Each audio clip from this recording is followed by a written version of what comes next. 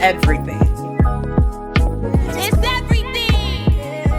I'm everything. Welcome back to the EMAJAE Talks Everything podcast, where I talk politics, I talk pop culture, and literally everything in between. I am EMAJAE. How are you? How y'all doing? How y'all doing this week? Is it a better week than last? I hope so. First of all, where I'm from, okay, let me just start here. Where I'm from, when you walk into somebody's house, you speak. Let me tell y'all how you can speak.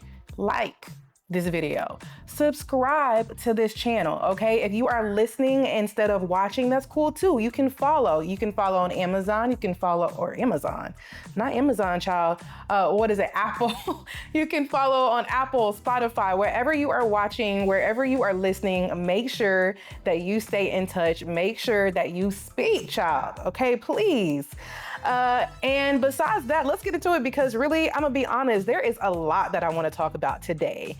But before I do, I actually want to shout out Juneteenth. For those of you who do not know, Juneteenth is a celebration where we really are commemorating the last enslaved African Americans finding out, discovering that they were in fact free. The Emancipation Proclamation, which was the legal mechanism that legalized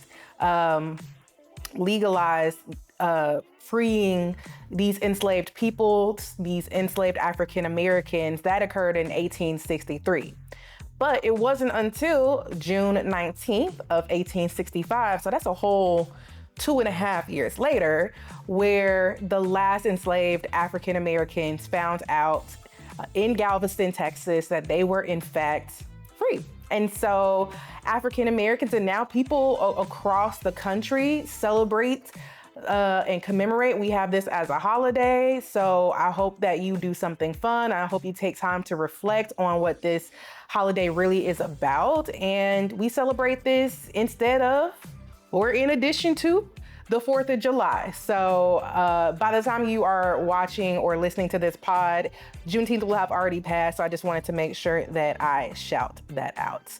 With that, let's get into it and let's get into everything that is in the news because, well, child, it's kind of been a lot in the news this week, but we're gonna have some fun this week. This week, I wanna talk about first and foremost, Miss Sabrina Carpenter, child, okay? Now, Sabrina Carpenter is, she's one of the pop girlies. She's one of the pop girlies. And if I'm being honest, I don't really know much about her. I honestly don't know much about Miss Sabrina Carpenter. I know that she was on some Disney show back in the day. And then somehow she translated that into like a actual pop career, which, I'm a Miley fan. So, it can be done. It can be done. I know that the girlies go up for Miss Carpenter, but me personally, I don't know much about her. I ain't listen to her music for real. She's espresso girl. She's okay. Listen, I don't even know. I ain't even gonna play myself like that. But here recently, this past week, she has been in the news, not necessarily for her music, but for her controversial album cover. She is going to be coming out with a new album. And let me see, I forgot to look up the name of the album. That's how detached from her as a fan that I am. No offense, girly. What is it gonna be called? Man's Best Friend or something like that? Man's Best Friend. Okay, so she has this new album that's coming out and her album cover is really the source of all of the controversy. And as you can see, it's really just her down on her knees caressing some, man's leg. And the girls are up in arms, child. The girls are having a fit. And when I first learned about this story, I was hearing about it before I saw the album cover. And when I was hearing about it, you would have thought that this girl was who knows what, okay? And so I was like, let me see what this album cover is about. I looked at it. I really looked at it for a good 2 seconds, okay? I ain't gonna front. I looked at it and I thought to myself, there is no way that this is what has the girls up in arms. And it was. And really the controversy, it came in two different two different lanes, right? So on the one hand, you had the girls who were saying, oh, she's doing this for the male gaze. She is doing this, to get males' attention. It's very anti-feminist. It's too promiscuous. Our kids love Sabrina Carpenter, and now what are we gonna do? Like, it was all that, okay? And listen, I have thoughts, of course I do. That's why we're here, right? I have thoughts. My first thought is, number one, the idea that she's doing this for the male gaze it's kind of, I don't want to say ridiculous, but it's premature of a conclusion, in my opinion, right? Because we don't know the premise of the album. We see one picture, and if I was a creative director, I'd say, okay, well, maybe if you could be bashing men. We don't know if she's gonna be bashing men the whole album and using this album cover as kind of like a satirical play on who knows what, right? It's just too early to know. We haven't listened to the album. So to say that we, can speak on her intention that this is for the male gaze, I think we're pushing it. Also, to say that this is anti-feminist because she's down on her knees and she's caressing this man's leg, I also just disagree with. I think that feminism at the root is about equality and equity, but it's about choice, right? It's about a woman's choice to do what she wants to do. And I get the sentiment, right? Traditionally, historically, women have been put in this submissive role. And so sometimes when we think about feminism, we think about, getting away from that. And I get that, right? However, there are women who that is the choice that they have made. They want to play more into the traditional role. And I don't have a problem with that. I don't see why you or anyone has a problem with that, so long as that's what they're choosing, not something that they're doing because they have to, not something that they're doing because they identify as a woman. They're doing that because that's the role that makes them genuinely happy. So if she's down on her knees, okay, caressing her man's leg because she wants to, I don't see how that's anti-feminist. And with this, I do think we have to be careful about defining what it means to show up as a woman, what it means to show up as a feminist. We are all going to embody that differently. It looks differently on different people because, again, it's based off of our choice. How I represent femininity, how I represent being a feminist, though I will just say I consider myself a womanist, not a feminist, and that's a discussion for another episode. Look it up. But the point is, the way we embody womanhood and show up in womanhood, it's gonna look different, and that's okay. And there's no reason to be going, in on this little pop girly because she's being promiscuous. The second part of this is, if she was a man, nobody would care. Okay, I've seen conversations come up about Party Next Door's album cover. He had one, very promiscuous, nobody said a peep, right? So there's also kind of a sexist element to this. Like, if you weren't outraged at his album cover or other men's album cover, then you really shouldn't be outraged at hers. On the opposite side of this is anti-feminist, blah, blah, blah, you have people who are like, oh my gosh, her album cover is the epitome of feminism. Child, hate to break it to you, but we have seen, the use of promiscuity and all of the things that come along with it to sell a product for like forever, right? Like, this is not revolutionary. The fact that she's being a little, a little, whatever you want to call it, this is not new. And I, again, don't think it's that revolutionary, to be honest with you. And perhaps we should consider the fact that it's been done plenty of times. insert Lizzo, insert Megan Thee Stallion, black women, white women, insert Madonna. Like, there are so many artists who have used this exact same formula. It's not new, it's not revolutionary. And so I just think that people like to get up in arms, and it was something to talk about for a lot of people. But in reality, I don't think that this album cover is anything more than just an album cover. And until we hear the actual album and get a sense of where she was going with it, and maybe I'll circle back around. I'll check out the album and we can maybe come back to this one. But I just think it's too soon to be up in arms because this girl is on her knees touching her man's leg. Like, y'all need to chill out, okay? It's okay. Like, and that's coming from me, someone who, I like to psychoanalyze everything, but even I'm over here like, this cannot possibly be what the rage is about. And for the people who are saying she's doing too much, what about the kids? Everything ain't for kids. Keep the kids at the house, okay? Turn off the TVs. That's your job, mom. That's your job, dad, okay? Maybe she's trying to branch out. Like, we've seen this again, Disney Channel stars, insert Demi Lovato, insert Miley Cyrus. Like, what are we talking about? Sometimes the kids got to stay at home, and that's okay. But when the album comes out, I'll get a sense, I'll check it out, and maybe we'll circle back and see if it was more of a deeper meaning behind it, or if this girl just wanted to be cute and sexy. Well, we gonna come back into Sabrina Carpenter. But moving forward, I want to talk about the Queen. We've talked about a new pop girly, but we got to talk about the ultimate Queen. And of course, that's Beyonce. Okay, let's who else could it be? Queen Bey has completely shaken the Grammys, child. So this past week, the Grammys announced that they have divided the best country album category into two separate divisions.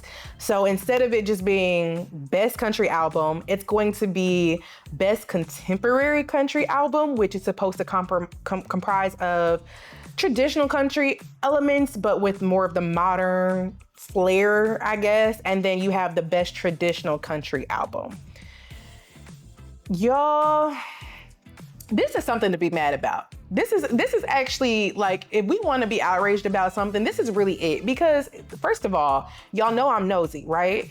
And so when I heard the news, my first thing was, okay, y'all are just now, after Beyonce, we all know the history of Cowboy Carter. I'm not going to rehash that, right? We all know the history and the significance of Beyonce coming out with Cowboy Carter. And she won the best country album this past Grammy cycle for that album, I believe, right? I should have checked that, but right, she's shaking up the whole entire industry.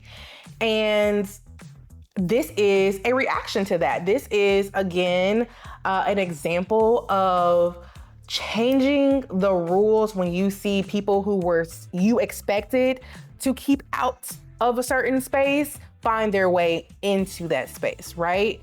And I just want to know, like, what does it mean to be the best traditional country album when, Black people created country music? Like, I just feel like these ambiguous categories that are not really defined that well, it's just code word for, we're gonna keep our, I don't want to get too political in this episode. We're supposed to be having fun, but we're gonna keep our quote unquote traditional country over here, and then y'all can over here that country wannabe fusion Cowboy Carter stuff. Y'all can keep that over there. And it's ridiculous. I mean, Cowboy Carter was a great album. Cowboy Carter, I believe, and I listen to country music, mind you. Keep this in mind. I listen and enjoy country music, have for years. And so I do objectively believe that Cowboy Carter deserved all of the awards. And so this is just very reactionary. And my biggest takeaway from this particular story was, look at how people will change the rules, will change the game to keep you 10 steps behind it. This category was not met for people who look like Beyonce Knowles. It was not meant for that. And when she found her way in it, and now she's breaking all of these country music records, they said, okay, let's change the rules. Let's make sure that we find another way to keep this space segregated, essentially. And like I said, I looked up how long had this award been around. Essentially since 1965. From 1965 to 1966, the award was first given as Best Country and Western Album. Then in 67, they discontinued the award altogether. It came back in 95, and then it's been here ever since. So for 30 years, from 95 to 2025, the award has been around. And then you insert Beyonce Knowles, who just kind of has shut down the game.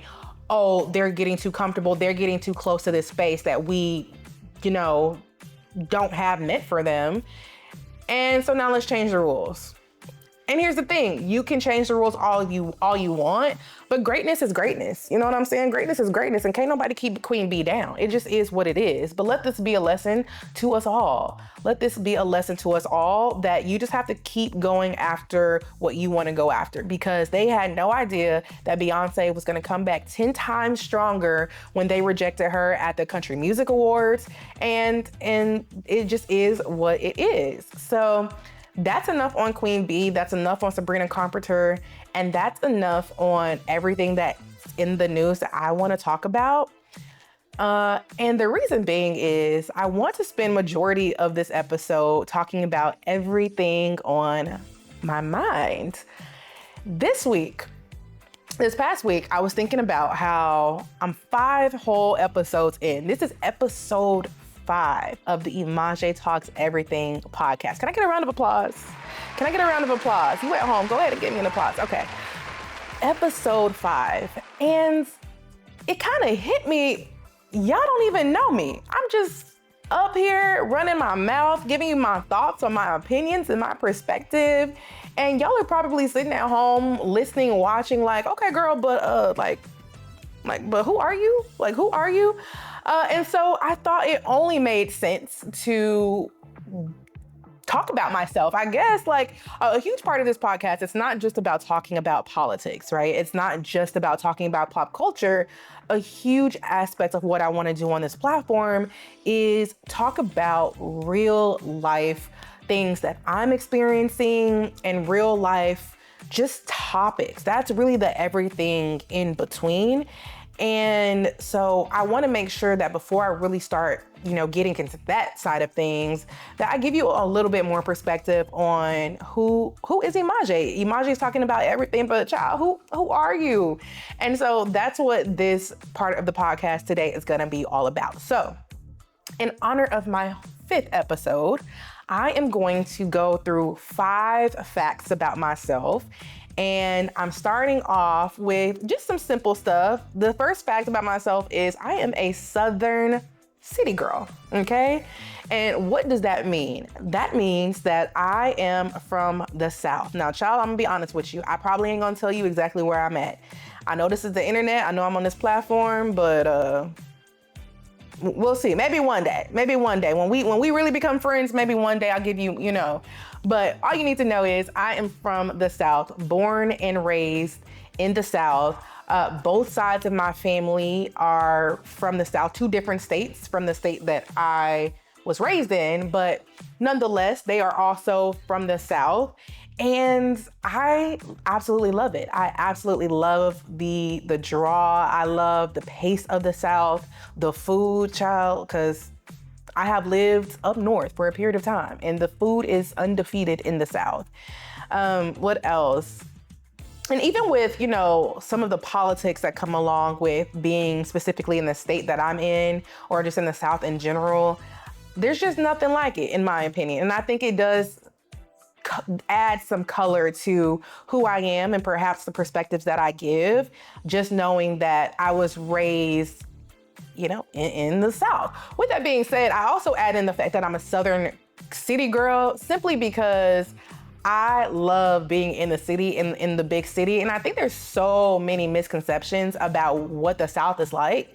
Oftentimes when I visit different places and I tell people where I'm from, they're like, oh, like, you know, y'all ride cowboys and there's, you know, just a bunch of land. And it's like, no, it's a very, you know what I'm saying? We have cities and we have, you know, buildings and things like that, you know? So I just think that there's so many misconceptions about being in the South, but you know, the South got something to say, okay? And if you know where I got that from, then shout out to you. But the South got something to say. And I just thought that that was just fundamentally my roots and fundamentally speaking about the fact that I am from a Southern background is just something important to kind of kick this off with. So that was fact number one. Fact number two is something that you probably, I mean, it's mentioned in, you know, my intro video, and you might already be familiar with the fact that I am in fact a lawyer. I am a lawyer. I went to Howard University School of Law. So even though I am a Southern city girl, there was a period of time where I thought I wanted to live in Washington, D.C. And so I made the move. I graduated from undergrad, spent a year and a half-ish working in between because, I thought I needed a break. Like I needed a break from undergrad to law school. Okay. And I'm going to have a whole podcast on law school, the law process, you know, all of the things. So that'll be in a different video. But I went to Howard University School of Law in DC, enjoyed it, and realized I wanted to be back in the South. But yes, why did I want to be a lawyer is really a question that I get quite a bit. And like I said, I will have a video where I'll go more in depth about this, but I've always wanted to be a lawyer. I have always known that I wanted to be a lawyer. Now, that was always in my mind the fundamental thing that I wanted to do in addition to other things. But I've just always felt like if I wanted to change the system, I had to speak the system's language. And the way to do that is to go to law school. That's one great avenue. You have to know and understand how laws are made, how these opinions shape the infrastructure of the system, understanding it, knowing how they come to their reasoning so that you can then, you know, in a legal sense, change and maneuver things. And that's always been of interest to me since I was a little girl. And so that's why I wanted to be a lawyer at a high level. And I think that's an important fact also to kind of just put out here because it really does, I think, give a lot of context for my approach to these videos. I've noticed in the past few videos, like and even in this video, right? Like I'll talk about hot topics, but it's not just about the topic, right? It's always something deeper. There's always more to the story. There's always, you know, a more analytical approach that I like to take. And that really does shape my understanding. It shapes the way I will come on this platform and talk about things. So even little silly things like Sabrina Carpenter, you know, being down on her knees, caressing her man's leg, we can also get into how that plays in so many different ways. And it really just comes down to the framework in which I think of things. And I've always been like this. I've always been like a deep analytical thinker, but going to law school, I think just kind of made that 10 times worse, if I'm being honest. So yeah, being a lawyer, it is a part of who I am. It is a part of why I am the way I am. And that was fun fact number 2. Now let's get into it for real. Let's have some fun. Fun fact number 3 is I have always been the extra type A friend, okay? Now, what does that mean? I'll tell you. Y'all know that in a friend group, you have different personalities, right? You have the type A friend, the type B friend, you got the friend that's just happy to be there.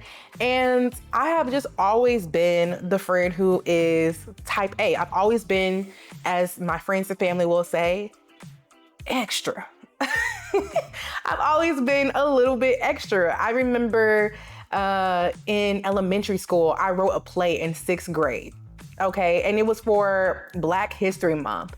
And that's a whole story in and of itself. I'll give you the quick. I told my teacher, I was like, y'all ain't doing nothing for Black History Month. You need to do something. I want to write a play. She said, okay, go write it. And next year you can do the play.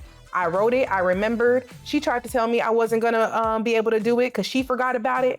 I called my mama. And the next thing I know, there was a play. Voila, so that was me in elementary school. I've always been the same in that regard. In high school, I was in everything. I did band, I did basketball, I did choir, I did student council, I did poetry and prose, I did UIL, I did all AP classes. Literally, I did it all. And it just continued through college, the same thing. I ended up in a pageant in college somehow, and I'm not a pageant girl by no means, but I did win. But I'm just always doing something different. And the reason being is one of my life mottos, and I said this before Adele, okay? Adele, run me my check, because I said this before you, but I want to live and not just survive. And I recognize that there's privilege in that, right? This idea that, you can thrive in life and you can, just experience life for all that it is and not just try to survive in it. There's so much privilege in that. But I'm constantly working every day to make sure that I'm finding the joy in life, making sure that if something were to happen to me tomorrow, I can look back at my life up until this point and feel like, you know what? I had fun. I hopefully made a difference in somebody's life. And I made my time here on this earth worth it. And I think sometimes that does show up in me just like being extra. And I just like to experience life. I like to travel. Travel is one of my ultimate favorite things to do. I love trying new restaurants. I love trying new activities. I love entertaining. That is something that I've recently just really discovered is I really enjoy planning things, planning gatherings and bringing people together and the details that kind of go into all of that. But it really just comes back to enjoying and experiencing life. But I know because I am extra that I am the extra friend in the group. Again, how does that show up on this platform? I'm not exactly sure yet. I mean, part of the fact that there even is a platform is because of the fact that I'm so extra. It's I really could have just been happy, doing my day job, and I am. But I'm also, I always say, I'm a multifaceted person, and there's so many different parts of who I am and things that I enjoy. And so, yeah, that is fun fact number 3. Are these fun facts? They fun, right? We're gonna call them fun facts, okay? That is fun fact number 3. Getting into fun fact number 4. Now, I already know I'm gonna lose about half of the audience at this point, okay? I already know this. I already know. So if that's you, that's okay. You can watch, you can fast forward, but this is for my girlies and my guys, or however you identify, who are into astrology, okay? I will have an entire episode on astrology because personally, I do think that there is something to it. So fun fact number 4 is I am a Taurus. Go Taurus, go Taurus. I think that's very important. I think that's very, very important in getting context about who I am. And let me tell you why. We're gonna go down some of the characteristics of what it is to be a Taurus. And yeah, okay, so let's see. Oh, first and foremost, let's start off with some famous Taurus. We have Malcolm X, okay? We have Shakespeare. We have the one and only Janet Jackson.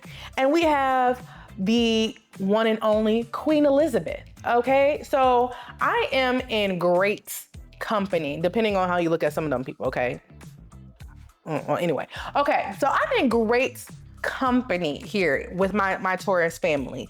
And why is that? Let's talk about it. Number 1, we are fiercely loyal. I do not play about the people that I love and that I care about. Having a Taurus on your side is like the ultimate upgrade because once we're on your side, there's no one like us. We are fiercely loyal about the people that we love and the people that we care about. And I think that truly is one of my favorite characteristics about myself.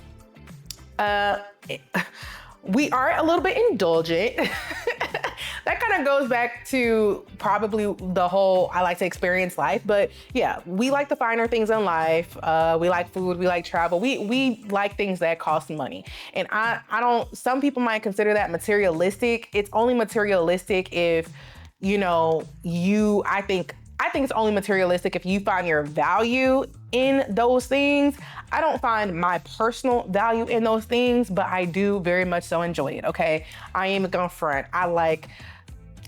Anyway, we're gonna move on. This is a characteristic that I think is just absolutely true about myself. We value comfort and we value our environments. I am 1000% the person who values like the space that I'm in. Like if I'm even in a temporary space, like if I'm in an office, for example, even if it's temporary, if it's up to me, I'm gonna bring a little lamp. I'm gonna bring, a little picture. Like I'm gonna try to make it feel homey as much as I can. And even just decorating, like I've really noticed in the past few years, I really have a love and appreciation for like interior design, interior decorating, and just really making a space an experience and making it reflect the person who lives there. I think that also plays a role into why I enjoy entertaining so much, because again, it's about creating an environment and an experience. And it's part of the reason why I pay so close attention to the details, things that other people might not notice or care about or think about. I do. And I think I know that a huge part of that traces back to the fact of Tauruses. And we just are very aware of our space. It can impact our mood. It really can. So I think that's a part of it. Let's see what else. We are grounded. We are reliable, and we love stability. And if you watched episode 2 of this podcast or listened to episode 2 of this podcast, you'll know that we were talking about the show Forever. And I was talking about how one of the characters was very wishy-washy, was very like just everywhere. And I mentioned that, I think that was the first time I mentioned that I was a Taurus, actually briefly. And I talked about how that just was triggering to me, because as a Taurus, we like stability. And what does that mean? It means we like consistency. We like knowing that you are a reliable person who's going to be there, and like we can count on you and we can trust you, because that's who we are to the people around us. And we just, stability. We're a little bit slow moving. That's another thing about Tauruses. Like I know for myself, change, I don't like sudden change. Like super sudden change, I do not like. If something's gonna change, that's fine. Like I'm here for it. But like I'm the kind of person, I will think through plan A through plan Z times 3. And then I will think about it one more time just for like the extra sauce. And then maybe I'll make a move. But I'm not easily like, convinced. And that's another thing about Tauruses. We are known. Now, this is kind of controversial, but Tauruses are known for being not for being controversial, but for being stubborn, actually.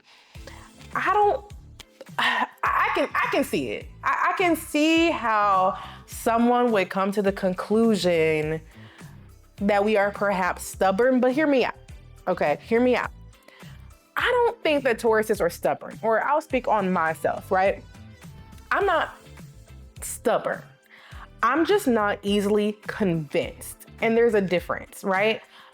I'm just not the kind of person who's going to change my mind because insert X person over here says that I should.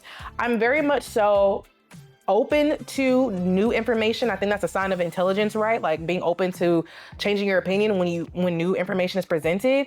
However, that information needs to make sense to me okay? And however you need to make it make sense, maybe you need to pull up the receipts, maybe you need to do whatever, plead your case. And then if I'm vibing with it, then great. But we're just not easily convinced. We're people who, it's like, once our mind is made up, we've probably, like I said, thought about it 1,000 times from A to Z more than the average person. And so I'm good with where I'm at. And if you want me to change my position, then you need to let me know why. And I can see how that can come off as being stubborn. So I'll let y'all have that one. But really it's just, and you know, it helps me quite a bit in being a lawyer. You see how this is all kind of making sense and working together? So yeah, so stubbornness. But yeah, those are just some high level, you know, characteristics of being a Taurus. And I definitely think that'll show up on this platform, right? Just the stability, my stubbornness and my opinions. You know, if you think that I'm giving a take that is just so far off base, I welcome it. I welcome opinions down in the comments, right there in the comments. You see them? I welcome opinions. I welcome it all. And if you think I'm being stubborn, call me out. You know, call me out. It's all good. I'm a big girl. I can handle it. But yeah, so those are just a few characteristics, and I'm pretty sure I'm gonna bring up the fact that I'm a Taurus again. So it is what it is. And then let's talk about fun fact number 5. So fun fact number 5 is the fact that I am the oldest daughter and I'm the oldest grandchild. Now, if you know, you know, okay? If you know why that is significant, if you know how that plays a role in how someone thinks and approaches life, shout out to you. Then you know. For those of you who don't, what that really means is, you know, it really gives me a huge sense of purpose, I think. Being the oldest child, especially being the oldest daughter, I feel a sense of responsibility, particularly in just leading by example, because I do have, you know, a little sister and little cousins who are looking to see how I navigate life. And as much as I'm figuring it out, I do always have them in the back of my mind. As the oldest child, the oldest daughter, grandchild, whatever, there's always a little bit more of a responsibility. There's just so much that comes along with it. And I also think that would be a great podcast episode as well. For that one, I think I'm gonna have some special guests. The oldest daughter conversation deserves its own podcast episode, and I have some special guests in mind. So please stay on the lookout for that podcast episode as well. But it definitely does shape a lot of how I show up in this world, because there's always someone looking up to you. There's always someone who is relying on you in a certain sense. And I take that role very, very seriously. You know, I always say that I believe one of my purposes in life is to, you know, break generational curses, to challenge, to just challenge the way things have been done. And when you are the oldest, a lot of that falls in your lap, right? Because you are the first to kind of, you know, challenge the system in a sense, and really to set the pace of what the expectation is, of what the expectation is. And it, like I said, it comes with a lot of responsibilities. It's a role that I believe God places on certain people's life for a reason. And it absolutely shapes my perspective. It absolutely shapes the way that I show up in this world. And so I always mention that. To know me is to know that I do not play about my little sister. I don't play about my cousins. I don't play about people that I love at all. But I definitely think that you might see, as I give my opinions on things more personal to me, how being the oldest, being the one who had to be maybe a little bit more responsible, maybe who had to grow up a little bit faster, maybe, you know, all of the things, right? How being the oldest has shaped my perspective based off of those experiences. And I think it's, you know, it is what it is. I think it's a beautiful thing.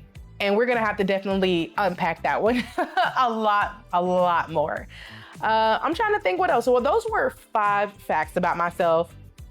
And again, I really just thought it was important to just give context about who I am. I never introduced myself. I started this podcast episode talking about how where I'm from, you walk into somebody's house, you speak. Well, also where I'm from, you walk into somebody's house, and if they don't know you, you introduce yourself. And I realized I was 5 whole episodes in, and I hadn't introduced myself. So that's my bad. But if you want to know more about who I am, if you want to know more about where I'm coming from, you're really just gonna have to stick around and watch, right? Because trust me, the amount of topics that I have that I want to talk about that are outside of politics, that are outside of pop culture, y'all probably gonna be in my business a little bit. Now, I don't know how I feel about that just yet. You know, I mentioned in my first podcast episode that part of the reason why I wanted this platform is to practice the exercise of vulnerability and being more vulnerable.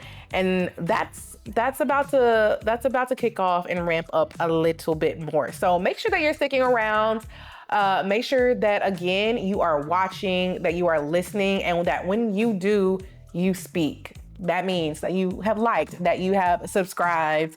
And I think that is going to be it for this podcast episode. I think this was a quicker one. This is a quick one, okay? I think we'll have to see how long this video is, but thank you for sticking around. Thank you for watching. Thank you for listening, and talk soon.